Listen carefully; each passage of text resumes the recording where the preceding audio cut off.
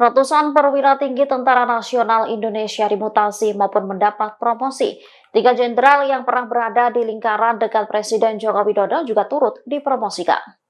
Mutasi ini berdasarkan keputusan Panglima TNI nomor Kep garing 851 garing 7 garing 2024 dan hasil sidang Wanjakti pada 18 Juli 2024.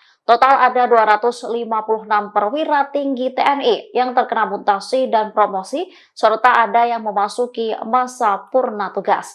Sementara 3 jenderal yang mendapat promosi jabatan di antaranya ada, pertama Pangdam Jaya Maijen Muhammad Hasan.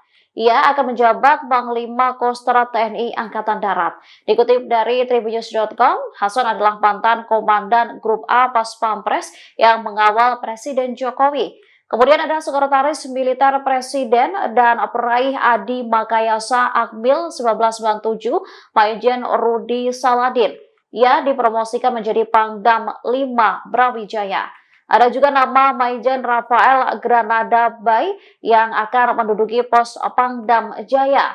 Rafael yang meninggalkan jabatan Pangdam 5 Brawijaya ini sebelumnya pernah menjabat Komandan Pas Pampres serta Danrem Surakarta.